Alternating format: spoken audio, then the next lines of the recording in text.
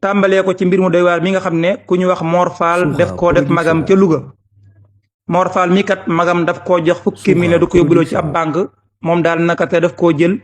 daal di ciy suyee daa jël ñaari millions yi daal ci suyee pari foot la ca des mu daal di koy yàqte. le 13 octobre bi ñu génn ci la Gàllaay Fall di ab commerçant bu mag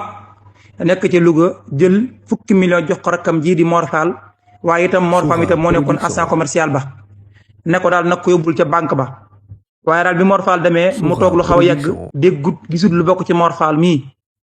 yéemu ci waaye toog ay fani fan tamit gisul Mor Fall dégg ko mu daal di gëstu nag ndax xaalis ba xam mu ngi ko doon yóbbu na ko wala déet mu gëstu yëg ne xaalis ba demut. moom Gàllaay Fall mii nag ci la daal dem nag déposé ab plainte gendarmerie ba nekk ci Louga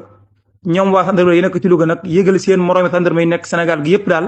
wax leen kaa bi ngir ñu jàppale leen ci wër gi. buñ sukkandikoo ci l'observateur nee na waa section de recherche nag ñoom ñoo mujjee localisé Mor Fall mii ci benn hôtel bu nekk ca Tambacounda démb ki talaata ji ñu ngi ko fekk ci chambre numéro 10 ci hôtel ba ñu ko fekk. bi nu ko jàppee nag daal di koy ci lañu daal dem daal di koy jàpp nag daal di koy yóbbu nag ca section de recherche ya nekk ca section de recherche ba nekk ca Tamba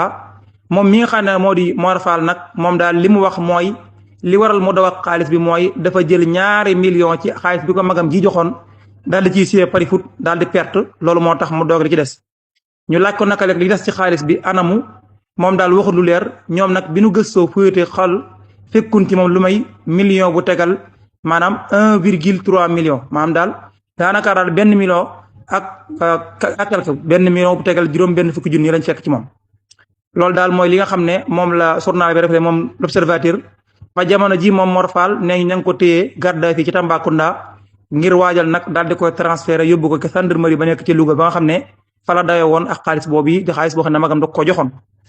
bu leen fàttee abonné te ngeen di bës cloche de notification bi moo tax lépp lu ñu dugal ci ay vidéo ngeen am ko.